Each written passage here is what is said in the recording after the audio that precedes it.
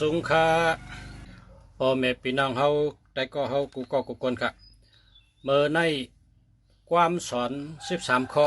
นะความสอนชุนบู13ข้อมาถึงตอน12ค่ะมาถึงตอน12ค่ะเนาะพ่อแม่พี่น้องเฮาเขาต้องตั้ง13ข้อนะข้อที่1ข้อที่2ข้อที่3ข้อที่4ข้อที่5ข้อที่6ข้อที่7ข้อที่8ข้อที่9ข้อที่10ข้อที่11ข้อที่12ข้อที่13ต้องตั้ง13ข้อต้อง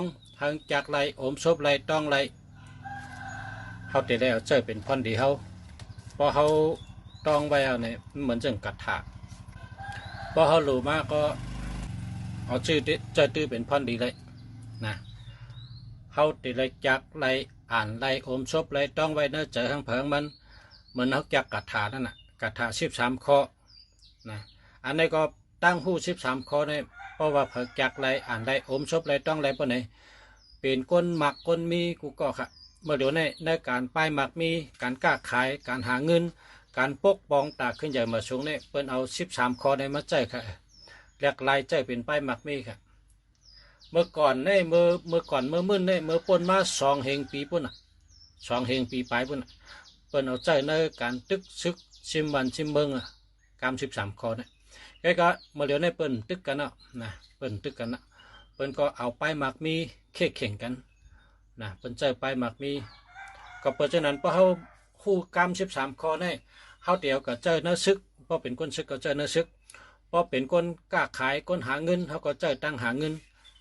ตาเพราะว่าเฮาได้มีลองขึ้นอย่ามาสงตาจัดปานเฮาได้เป็นคนอันทุกข์นั่นเฮาเอาเจอไรกุฏิค่ะเมื่อในตอนที่12นะครับตอนที่12ในเจอไพ่เป็นพรดีนะครับเจอไพ่เป็นพรดีพอเป็นคนตึกซึกก็มันนั่งโจโซกอดตึกกลางตังครับกลางตังก็เอาไพ่เผาแบบโจโซในมีซึกอยู่700,000นะ700,000 800,000นะครับกว่านี้ไผ่กลางตังเขามีซึก50,000กัน50,000นั่นน่ะเป้700,000ครับเพื่อนเอาไพ่เผาแบบนะอันนี้ปอกที่1ปอกที่2ก็เล่าปีก็งับเผาค่ะเล่าปีนี่กว่าเผาก็เปิดเป็นข้าวแห้งแหละกว่าชาติตับเห็ดตับยาวลงกับปืนก็เอาไผ่มาจุดนั่นก็ซึก700,000ไปค่ะงับไผ่เผาแปดมดนะไผ่อันมาเผานั้นได้มีซึก40,000กัน40,000เป้700,000 50,000เป้700,000ไผ่ในปันพันดีค่ะว่าหมอเจ้ก็การหลูหูตีมันหลูหูข้าวยามมันหลูหูตังลมมาแห่งก็ใจอะไรครับพอมีพรดีก็ใจอะไรครับใจไพ่ก็การหลูมีสติครับเป็นคนกลุ่มตับเนี่ยหรือมีสติที่1ในหรือเลยมีสติทัดสั่งด้วยจังมีพรดีพอมีพรดีก็เฮ็ดพอมีพรดีก็อย่าไปเฮ็ดนี่เป็น6ข้อเรื่องครับตึกเลยไพ่ซุนบูรัดว่าการตึกเลยไพ่มี5 เปิงที่1เผาตับซึกนะเผาตั้งยันสูเผาเป็นมดตั้งก้นตั้งตับตั้งเครื่องใจโคตรตั้งเฮินตั้งตับตั้งเสียงเผาเป็นมดเอาไพ่เผาเป็นมดอันนี้ก็เป็นพันดีครับข้อที่2เผาแบบเขานำตั้งกินเครื่องใจโคตรยันสูกุเมียวเผาเป็นมดนั่นนี่ก็เป็นพันดีครับข้อที่3กาเขานะกายันสูกาเขามาจอมตังกาเขามีตีเลยนะเผาแบบตีเลยลอยกิบตีเลยปีลอยแก็บเส้นตั้งกิบอันติ้งกิดเที่ยวกับกาเลยนั่นเผาแบบที่นั่นเผาแบบน้ำเผาแบบติ๊กๆนะกายันสูนี่ก็มีพันดีเผาแบบน้ำก็เป็นโคยันสูเนี่ยเผารอบเผากาเขานะข้อที่4เผาตีอันเก็บไว้บนห้องโกดตองนั่นนะตีเก็บเงินเก็บคำเขาตีเก็บเชือโคเขาตีเก็บหมากมือจนยามเขากองกลางเขาอันในประหารก็เผาไปเด็กๆนะเผาไปเชิงๆนี่ก็มีพันดีข้อที่5เอาไพ่เทยี่กันนะเพราะเป็นมือเดี๋ยวในก็เจอหมากไพ่เจอหมากกองอันเป็นไพ่เฮยี่เฮิงแมนเฮิร์นอย่างชุนะนี่ก็เผาไปเด็กๆ ในหาคอนี่เจอไพ่เผายันสูเฮิงเกิดพ่อนดีไล่เจอไพ่ก็กะหรือเลยมีสติหรือทัดสังตัวจังมีพ่อนดีจังไรอาจูเจ้าไหนอาจูกับวันตามือนาจังเป็นเจ้าไหนจังกระแจกยาวก็เตเลเจอไพ่เลยจอมยาสีอุตุผ้าผลนะแมนมือเข้าแหงแรงอันนั้นก็วันอันแหงก็แหงลมก็แหงจังนั้นจังก็เป็นพันดีพอติดพอเป็นก้นอันหมอด้วยเหลาเฮาด้วยมือลูกเลินเหลาล้อมหอบเลินอันนั้นก็เหลาผาอุดเหลาปีกนกและเหลาเล็กออกใช่ไหมในแมนจอมอันวันที่แดดไม่ได้ลมแห้งตึกเลยภายในแต่เลยใจแห้งซึกกับจอมเงาลายอันเกิดเป็นมาเพราะว่าภายไม่ซึกก็แต่เลยตัวเงาลายมันหนังหือตีหบชิมไล่โคของยันสูเมื่อภายตึกไม่เช่นนั้นจอมป้องจังเอาก็เอาป้อมจังเอาก็เอาแต่เลยเปิดตัวเงาลายมันข้อที่หนึ่งภายไม่ตับพอมันโหลดซิมก็ซิมไวๆพอมีตังเขาเลยไปเปิดด้วยให้ดีๆก่อนพอปองเขาไรพอมีตังเขาก็เขาป้อมเขาไรป้อมมีตังเขาก็เขาปองเขาไรก็ตึกไวๆเอาไวๆจุดไวๆเผาไวๆยาวก็เฮิงอยู่เลยเฮิงอุบเปิงได้กะมันตามมือนะพอไรก็อย่าไปพะอย่าไปเปียดอย่าไปถอยซิมไว้อุบไว้กันนั้นข้อที่สองไพ่ไม่อยู่ผู้เขียนซ้ำนี้ไม่จึงอยากเขาละสังว่าไพ่ไม่เอาผู้เขียนเขาเด็ดเย็นไว้อันนั้นเป็นว่ากลางแห้วไว้นะยันสู่เขากลางแห้วไว้ไพ่ไม่ตีเป่าไว้ไม่ตีไม่ละลายนะไม่เฮิรนละลายไม่ชุ่มละลายมีกาคันมีหังเพราะไพ่ไม่ให้อะไรเย็นอยู่สีในปังว่ายันสู่เขากลางคึมกลางแห้วไว้อย่าไปเขาละเพราะเขาในติดลมล็อกเป็นก็ติ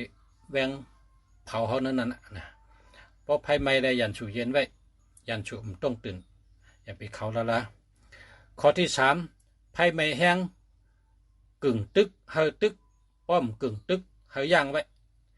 โดยเงาลายมันเมื่อไพ่ตึงไม่ถูกดิตึกฆ่าถูกดิเปิดด้วยถูกดิตึกฆ่าแต่ละล้อมตัวหลายด้วยให้ก่อนอย่าไปชัดอย่าไปลืมนะไรมีสติอย่าลงนะการใจไพ่เนี่ยเราเลยมีสติอย่าลงแต่เลยมีสติวิทยาเตะข้อที่สี่อยู่ตั้งนอกจุดไพ่อ่ำโลเขาเนื้อตับเหตุจุดอยู่ตั้งนอกจุดก็เอาหมักอันเป็นไพ่ยี่เสือตับยันสูดนะให้ไม่ซุ่มยันสูให้ไม่ตับยันสูฉะนั้นเลยข้อที่ห้าจุดไพ่แต่ได้อยู่ตั้งหัวลมอย่าไปอยู่ตั้งเตาลมเพราะเขาอยู่ตั้งเตาลมเดี๋ยวปัดไพ่มาจูเขาก็เพราะฉะนั้นเขาโหลอยู่ตั้งหัวลมจะจุดไพ่เพราะจุดไพ่ได้ดีเลยเปิ้นจุดกลางวันใหม่ๆนะเรื่องลมกลางวันในแห้งเลยกลางคืนในเป็นลมเย็นตั้งขึ้นซื่อๆเพราะกลางวันในลมก่อตั้งหน้ากูตับกึ่งดีหู้ไผ่ลูกเตะเฮ็ดถือกูตับกึ่งดีหู้ไว้เพราะไผ่ลูกเตะเฮ็ดถือเพราะไผ่ใหม่เตะถือลายนับช่อนลองต้งหนึ่งเลินลาวและตาวันอันตึกเลยไผ่จังว่าตาเจอไพ่จอยตักเป็นพ่อนดีนั่นเฮมีตังหูแจงแรงเฮมีลองนับตัวสอนว่าไรพ่อนดีแจงแรงเย้าจังก้อยเจอลายตึกไพ่เป็นลายตึกเอาตายผู้เขียนไรเพียวมวยผู้เขียนไรเหมือนกันเฮาตึกเย้าเฮาซิมเย้าเฮาเตะไรอยู่ไรปักเศร้าไรเฮาหลุนนับสอนจังนั้นจังก้อยตึกปอดตึกเย้าอ่ำอยู่ไรอ่ำอุปเปิงไรก็เสียงแห้งหลายเฮ่อหลายก้อยอ่ำกึ่งตั้งตึกไรเมืองเย้าก่อสร้างเฮาตีอยู่มันกึมเฮาเป็นตีอยู่เฮากับวันตามือนะปอดไรเย้าอย่าไปกว่าเลยเฮาอยู่ไว้อุปเปิงไว้วันเมืองตีนั่นตีเฮาชิมไรนั่นสังว่าเฮาตึกเผาแปดอ่ำอยู่ไรอ่ำเช่าไรอย่าไปเผาละตีเฮ็ดเฮาอ่ำมีพันดีสังข ขุนเมืองอันว่านั้นเราได้นับสอนได้วางแผนไว้ลงหน้ากุลองจอมซึกก่อนหนังนั้นหลีก่อสร้างห่างแหนไว้แต่ปกบ้องนำกัดป้อหันพรดีก็เฮ็ดป้ออ่ำหันพรดีก็อ่ำตับเฮ็ดป้อมีพรดีก็เฮ็ดป้ออ่ำมีพรดีก็อย่าไปเฮ็ดป้อมีน้ำตอนก็เจ้าป้ออ่ำมีน้ำตอนก็อย่าไปเจ้าป้อมีน้ำตอนก็เฮ็ดป้ออ่ำมีน้ำตอนก็อ่ำโลเฮ็ดป้อมีน้ำตอนน้ำหยัดก็ตึกป้ออ่ำมีน้ำตอนน้ำหยัดก็ตึกขุนเมืองอ่ำตับจัดซึกมือตึกเจอลำขุนเมืองขุนซึกอย่าไปจัดซึกมือตึกเจอลำใช้กำจอมซึกอ่ำโลออกตึกมือเจอเลือดเจอไม่มือเจอลำอย่าไปออกตึกพอมีพรดีจังขึ้นตึกพออ่ำมีพรดีให้อยู่ไว้นิ่มๆเจอลำจังเย็นเป็นลองลู่ชุมเจอเลือดเจอไม่จังถูกเจอเข็นเมื่ออันลูกกว่าวันเมืองในพอมันลูกกว่าเย้าเอาขึ้นมาเฮ็ดหลีอำไรก้นซึกก็ปอดตายกะเย้าอ่ำขึ้นมาเป็นก้นไหลก็เปิดเจอนั้นก้นลักแหลมเขาแต่ได้ว่นช่อนเฮารอบขอบตาเตเข้าตึกตาเตเฮ็ดสร้างเฮาไรมีสติใหญ่ลงกอบนั้นเส้นตั้งตาวันเมืองเตกัดเย็นขึ้นใหญ่เมื่อสูงนั้นตาเตหลัดเข็นนั้นผู้ก้อนซึกผู้ก้อนเมืองตัวไรมีนำกัดไรมีลองว่นเฮารอบขอบลีเจ้าสติเป็นใหญ่หลงเสียจังไกเหตุการณ์ตาในเป็นข้อที่12ค่ะพ่อแม่พี่น้องเขามาสงค่ะ